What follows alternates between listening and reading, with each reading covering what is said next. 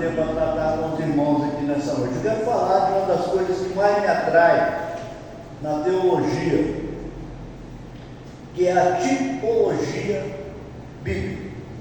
Eu sou fascinado por tipologia bíblica. Eu sigo uma linha teológica, que são diversas linhas teológicas, que só tem como verdadeiro aquilo que já foi tipificado em alguma parte do Velho Testamento. Eu não creio numa interpretação avançada de Novo Testamento ou da ressurreição de Cristo adiante. Eu não creio. Eu acredito que a Bíblia, no sentido mais forte da Bíblia, precisa do apoio das coisas antigas, dos exemplos antigos, dos testemunhos bíblicos. Eu entendo a igreja quando eu comparo com o tipo da igreja que é a Arca de Noé.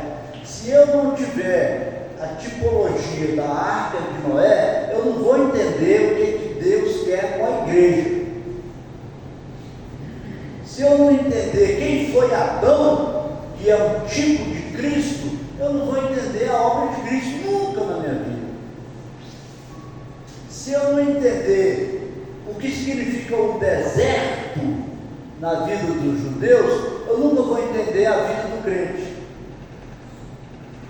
Então Deus, ele agiu no passado para abrir a nossa compreensão desse tempo presente. E eu só acredito no que tem algum vínculo tipológico, certo? Com o passado. E hoje eu estava pensando numa figura tipológica extraordinária, que é o Eliezer. Sabe quem é Eliezer? Já ouviu falar desse personagem bíblico? Eliezer? Eliezer? Já? Aí o cara sabe, o cara entende. Eliezer, ele é um tipo significante, entre aspas, que ele era simplesmente um servo de Abraão. Servo de Abraão, que viveu há 4.000 anos atrás e fala profundamente com esse tempo. É uma tipologia perfeita do sentido real da nossa vida cristã, da nossa estadia como cristão. Esse Eliezer, ele traduz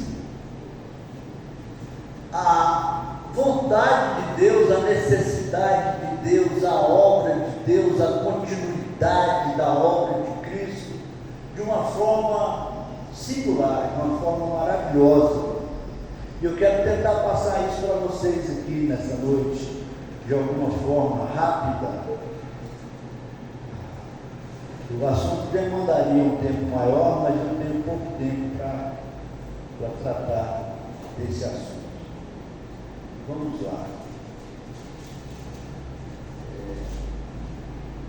Aqui em Gênesis, no capítulo 24, diz assim: Abraão já estava bem velho, e o Senhor Deus o havia abençoado em tudo.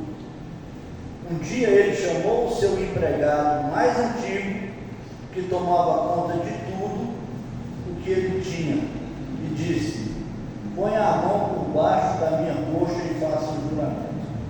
Jure pelo Senhor, o Deus do céu e da terra, que você não deixará que o meu filho Isaque case com nenhuma mulher deste país de Canaã, onde estou morando.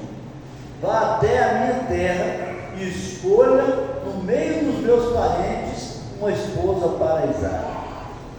Imagina a necessidade de Abraão nesse momento. Isaque já estava com quase 40 anos, solteiro, Sara já havia falecido e ele estava à beira da morte. Se Isaque se casasse com uma mulher cananeia, adoradora de deuses estranhos, uma idólatra, e ele morresse, Isaac seria muito enfraquecido. Isaac seria muito enfraquecido. Era um homem muito rico, era um jovem, e ele não podia passar por essa situação. Abraão tinha que morrer, deixando Isaac continuando, dando continuidade àquilo que ele havia iniciado. Ele já tinha vivido mais de 100 anos, tinha saído da sua parentela, tinha peregrinado, tinha guerreado contra nações, tinha acumulado riquezas, tinha servido a Deus, tinha provado sua fidelidade a Deus, tinha construído toda uma história. Quando Isaac nasceu, ele tinha 100 anos, Isaac já estava com 40 anos, já tinha passado da idade de casar e de constituir família. Ele precisava de arrumar uma esposa para que ele pudesse morrer em paz. Ele precisava encaminhar Isaac para que todo o legado da vida dele não se perdesse. Agora imagina a importância dessa incumbência do Eliezer. Não é verdade? Vocês estão aí? Posso continuar falando? Olha para mim, por favor, Lucas Miguel, em Atos capítulo 1, versículo 8. Era ou não era grande a necessidade? Então, vem aqui, ó. Vocês receberão poder quando o Espírito Santo descer sobre vocês, e serão minhas testemunhas em toda a parte. Essa é a necessidade de Deus, que se compara com a necessidade de Abraão, da qual a necessidade de Abraão é um tipo da necessidade de Deus. Tudo que Jesus fez, tudo que foi feito e registrado nas Sagradas Escrituras até esse momento estava em jogo. Estava em jogo. E está em jogo. E ele fala: vou mandar o Espírito Santo e vocês serão minhas testemunhas. Jesus já não estava mais por muito tempo na terra, já não estaria mais por muito tempo na terra, ele estava indo embora. Aquela fase de Jesus humanizado, convivendo com os seres humanos, havia passado, havia ficado para trás. Jesus estava subindo, ele estava preparando para, ele já tinha subido, inclusive, certo? Vocês receberão poder ao descer sobre vós o Espírito Santo e sereis minhas testemunhas. Aqui não está dizendo: olha, vocês receberão poder e serão meus pregadores, minhas profetas, minhas profetisas, meus líderes de grandes igrejas, de grandes congregações. Vocês serão, não, está dizendo: vocês serão minhas testemunhas, que foi o que o Eliezer fez. Eliezer, quando ele saiu para encontrar-se com a noiva, ou a procura da noiva de Isaac, ele não saiu com um exército, ele não saiu com carruagens, ele não saiu com a cavalaria, mas ele saiu só com a fé de Abraão e com a missão de testemunhar, de dizer para aquele povo que ele ali ia procurar quem era Abraão e o que é que ele estava fazendo ali. E tem uns detalhes, uns trechos muito interessantes aqui. Ele, no versículo 7, ele vai enviar o seu anjo para guiá-lo. Quando Eliezer duvidou, teve medo da missão, achou que era uma missão impossível, Abraão, que tinha uma experiência única, uma experiência vivida, uma experiência forte com Deus, ele fortaleceu Eliezer. E ele disse isso aqui, ó, que está escrito em Gênesis 24, 7.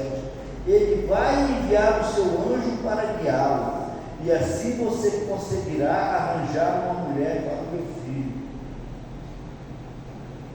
Abraão tinha convicção de que aquela obra que havia sido iniciada na vida dele teria sequência da parte de Deus, porque ele conhecia Deus, ele tinha uma história com Deus, a fé dele era uma fé provada, ele sabia em quem ele estava crendo, ele sabia que aquilo teria continuidade, ele sabia que Deus estava naquela causa, que Deus nunca o havia abandonado,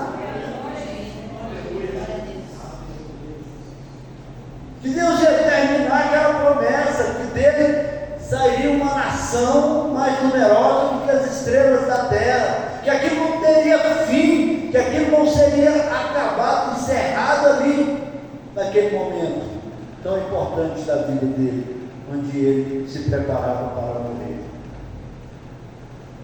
Ele tinha essa fé, e ele disse com convicção: Deus vai mandar um anjo e vai guiar você. Pode ir, é isso que ele fala para nós, é isso que nós temos como testemunhas.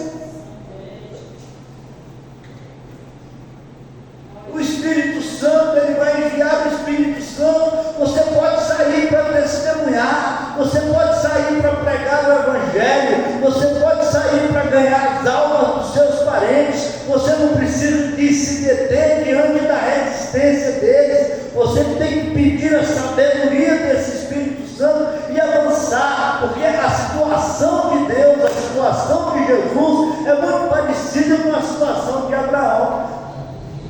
Se ele não tiver servos fiéis para dar continuidade na obra, a obra para. Se em cada geração Deus não encontrar pessoas que consigam fazer a obra dele prosperar, a obra para. Se você não for um multiplicador da obra de Deus, da palavra de Deus, do projeto de Deus, a sua geração destrói o Evangelho. A nossa geração destrói o Evangelho.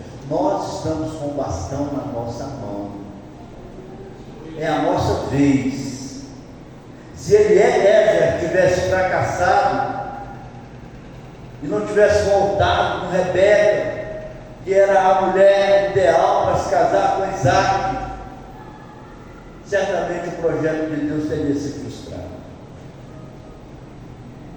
Não teria Esaú e Jacó, não teria toda essa sequência que nós conhecemos aqui na palavra de Deus. E assim somos nós. Quem sabe no meio da sua família tem uma criança nascida ou que irá nascer, que será um grande pregador do Evangelho, que poderá ser um grande pregador do Evangelho, mas se você não pregar, se você não orar pelo pai, pela mãe daquela criança, talvez ela não chegue no Evangelho, talvez ela não conheça Jesus. A continuidade da obra de Deus está na nossa mão, assim como estava na mão de Eliezer, a continuidade da obra de Abraão. Então não precisa ficar preocupado, porque eu não tenho posição na igreja, porque eu não tenho oportunidade de ser pregador, porque isso, porque aquilo, porque só a Lorraine que canta lá na igreja. Não precisa de ficar preocupado com isso, certo? Porque a missão de Deus, a sua função diante de Deus, a sua importância na obra de Deus não depende de um microfone.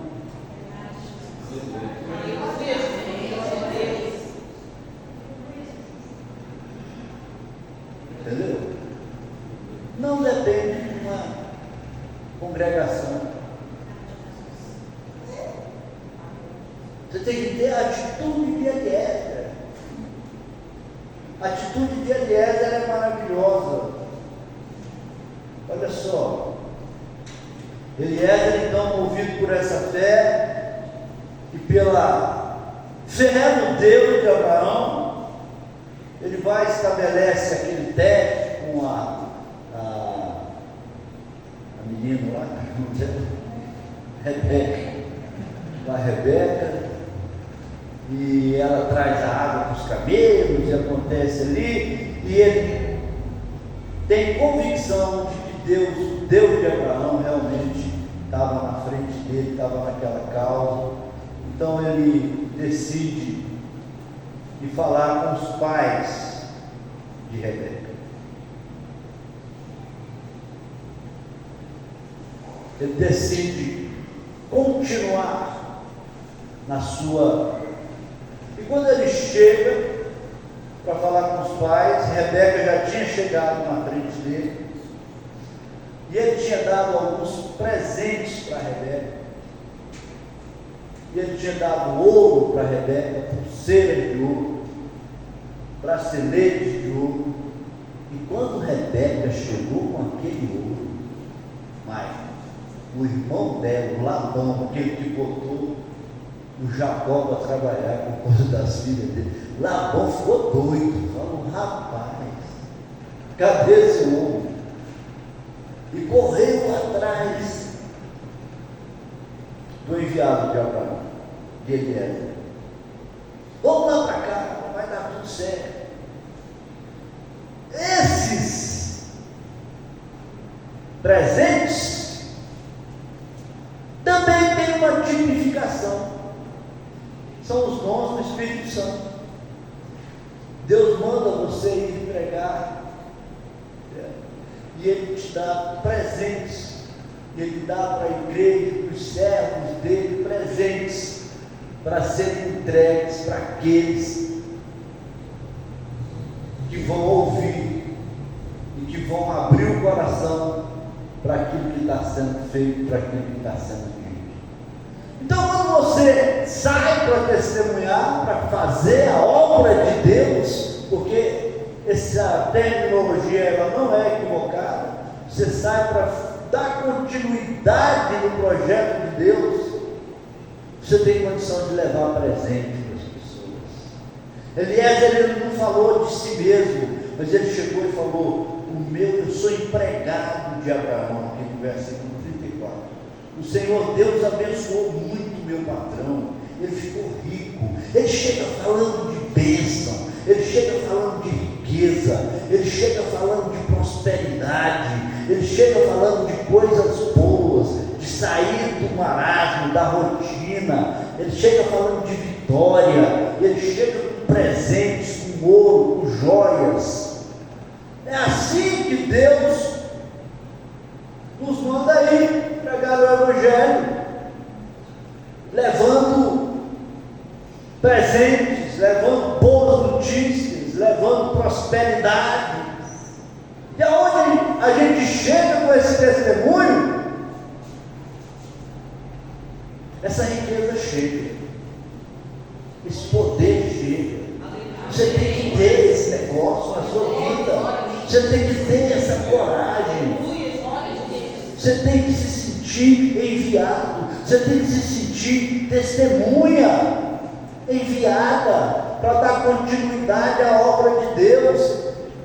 E isso você vai fazer onde você estiver, principalmente no meio da sua família. Não tem coisa que impacta mais o núcleo familiar do que uma pessoa que aceita Jesus e tem a sua vida transformada. A princípio pode ter rejeição, mas depois as pessoas vão ficando impressionadas com os presentes que Deus oferece. Com aquela, agora você precisa de ser firme. Você precisa de ter coragem de confrontar. Você precisa de ter coragem de sair e enfrentar a questão. Você precisa de ter confiança, assim como Eliezer tinha confiança no Deus de Abraão. Olha só, ele falando ainda de Abraão: tem cabras, Sara, sua mulher, mesmo depois de velha, deu um filho ao meu patrão, e o filho herdará tudo que o pai tem. Olha, se não é na tipologia bíblica, a mesma coisa que a gente fala de Jesus. o Filho de Deus. O Filho de Deus, que vai herdar, que herdou, que comanda todas as coisas, que comanda tudo que Deus possui. Nós precisamos de ter a mesma confiança que Eliezer tinha, para poder fazer esse trabalho com competência, para poder... Agora, qual é a consequência disso? A consequência é que você vai estar na hora certa, no lugar certo, fazendo o que atrai a bênção de Deus.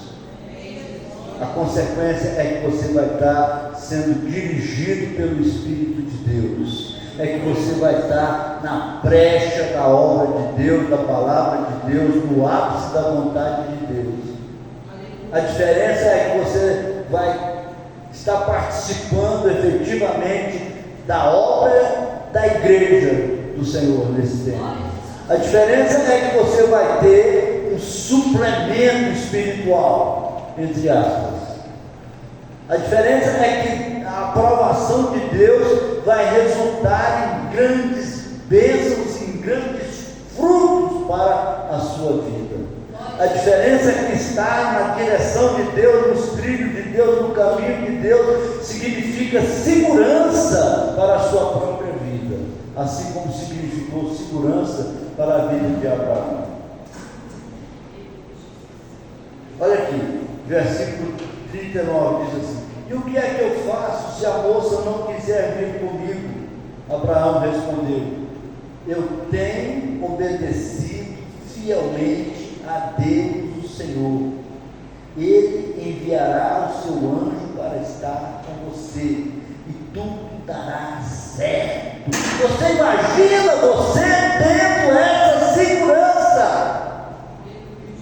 Se você não será uma pessoa capaz de influenciar, às vezes seu filho, sua filha. Quantas pessoas a gente conhece que está com filho dentro de casa, desviado.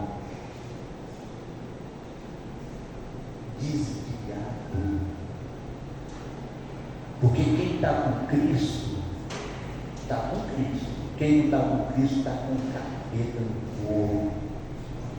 Estou falando do filho de ninguém, não estou pensando nos meus aqui.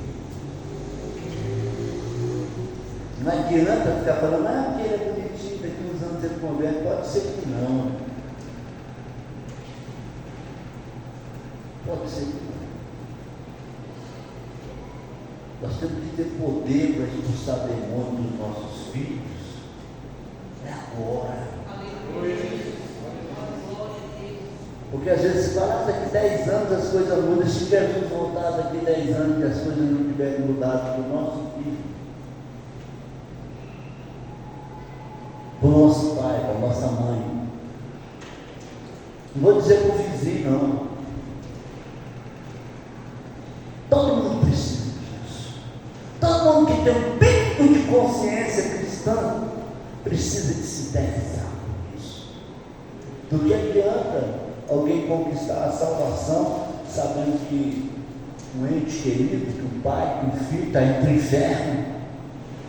Não venha me dizer que essa falta de preocupação com essas coisas significa outra coisa que não seja, sei lá. Estava vendo aqui o testemunho da pastora aqui, e eu vivenciei isso, a luta que ela travou com a mãezinha dela no final. Ninguém viu, ninguém sabe. Eu sei porque eu convivo com ela. Porque não tem como você amar alguém e não se preocupar com o destino da alma dessa pessoa. Você dizer, eu amo tanto meu pai, minha mãe, mas não está nem aí, não faz nada para que essa pessoa seja salva. Não dá conta de fazer e não está preocupado em aprender. Eu ouço falar muitas vezes que as pessoas aqui da igreja reclamam que minha pregação ela é uma pregação que só exorta. Eu não estou exortando ninguém, eu estou ensinando a se agir como igreja. Exortação é outra coisa, eu não exorto. tem esse negócio de exortar ninguém. Mas eu quero transformar isso aqui numa igreja. Porque às vezes eu olho para cá e eu vejo um monte de gente atrás de profeta. Igreja não é isso. Um monte de gente com medo de perder a bênção, que ganhou através do profeta. Igreja não é isso. Eu não estou exortando ninguém, eu estou querendo criar um espírito de igreja.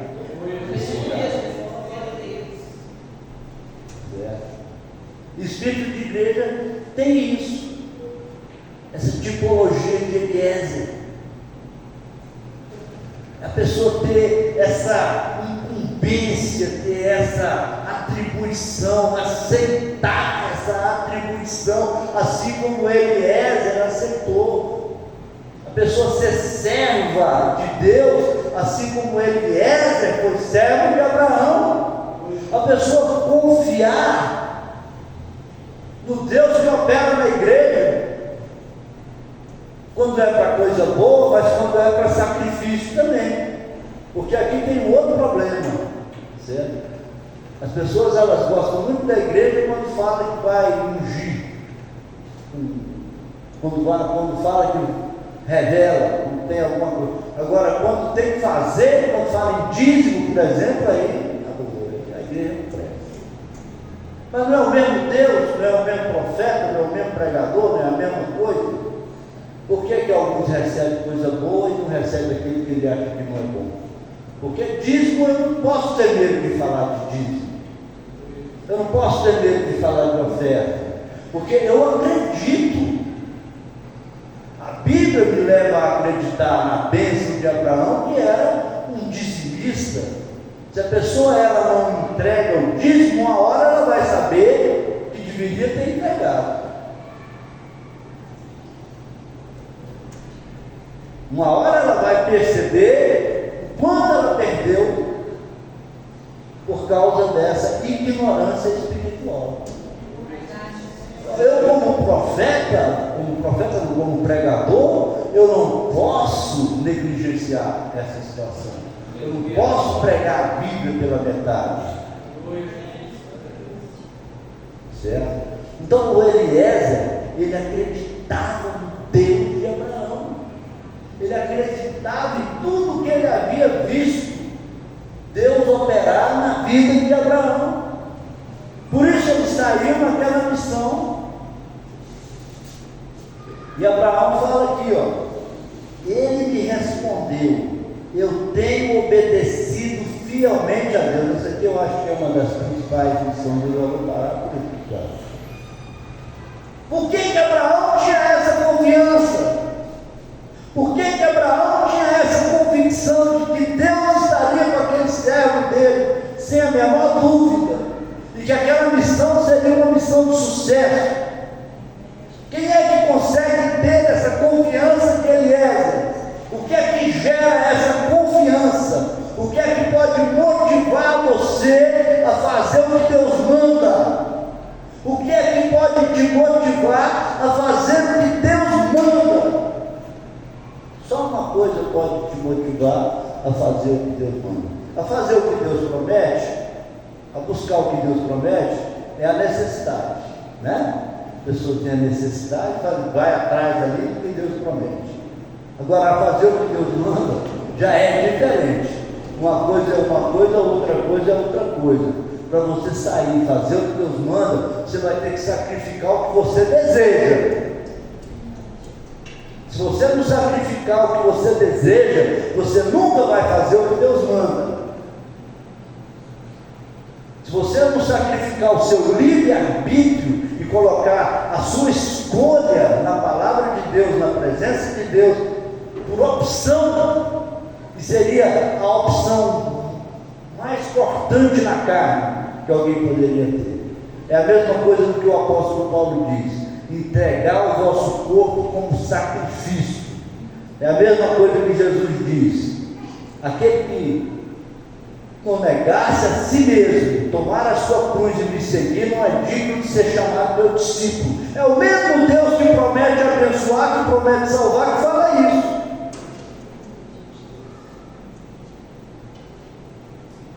Agora, acreditar pela metade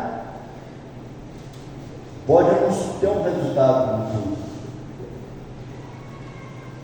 Então, para a gente sair para fazer o que Deus manda, a gente tem que ter essa confiança de Abraão.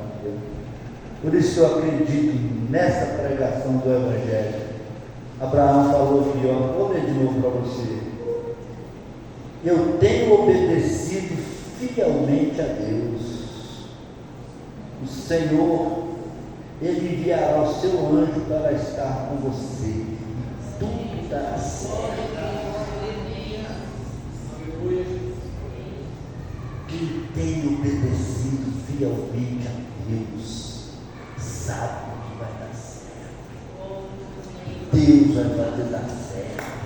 Confia que Ele vai fazer dar certo. Não vê o problema, não vê o gigante como Saul viu, mas vê o gigante como Davi viu. Está entendendo? Não vê gigante como Saul viu o gigante Golias e ficou amotinado em cima das pedreiras lá de Israel.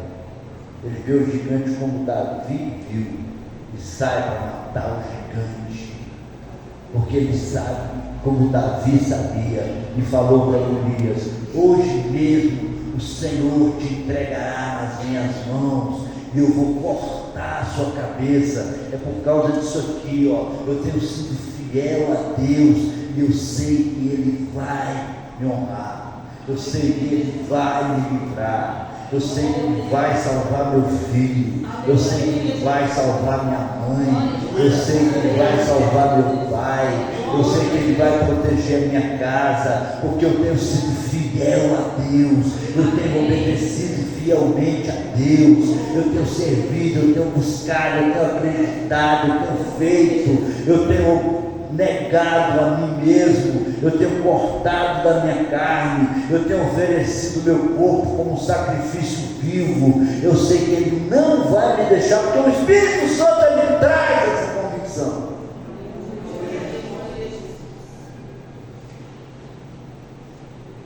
É uma coisa chancelada.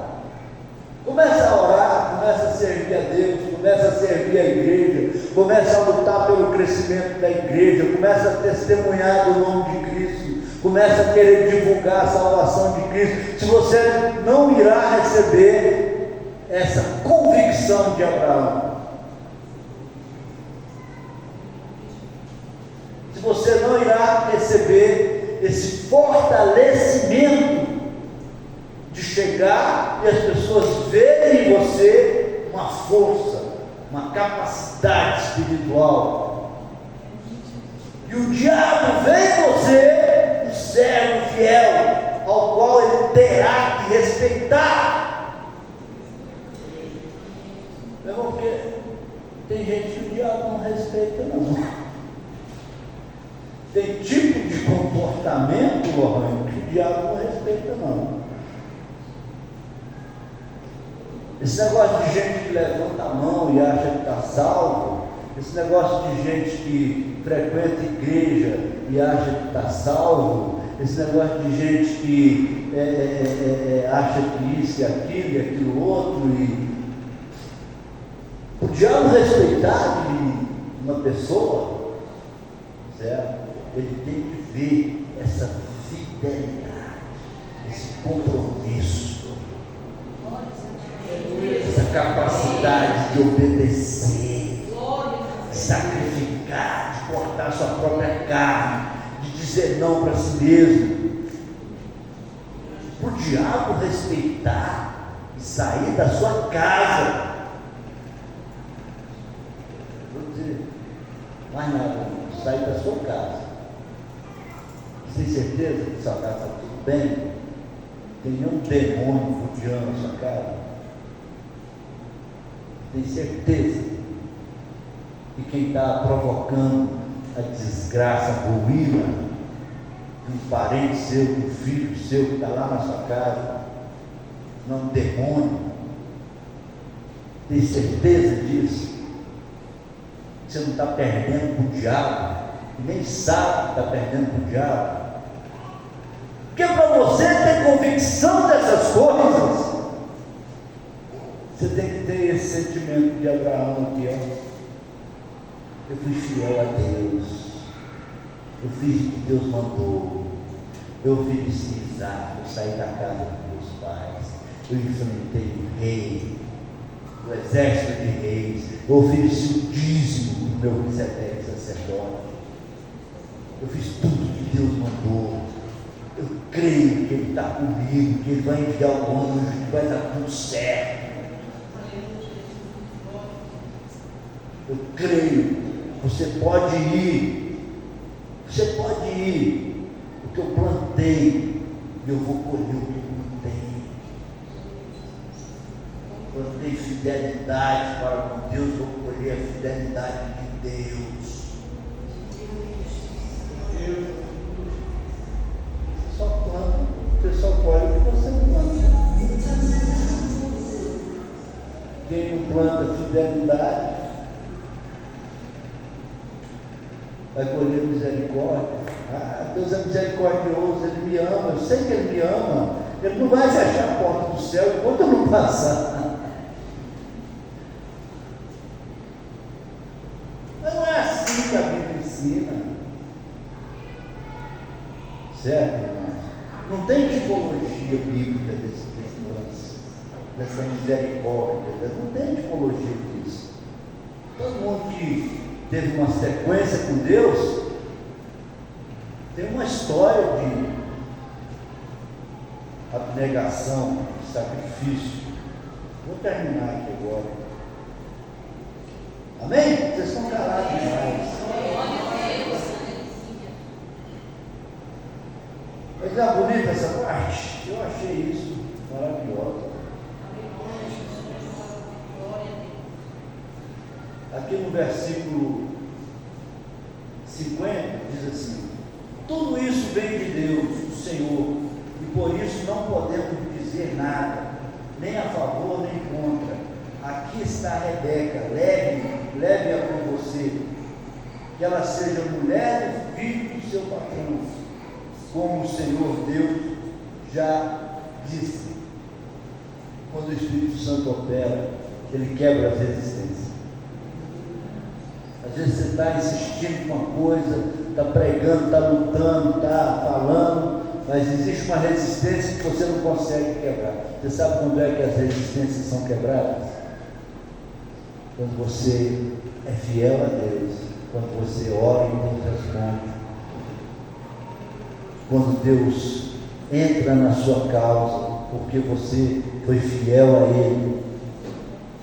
Então aí as resistências são quebradas. É impossível chegar um cara desconhecido para levar uma moça virgem da casa do pai. Rebeca foi liberada. O pai dela acabou de falar aqui no texto: diante de tudo que eu vi, diante das circunstâncias apresentadas, eu libero, pode ir.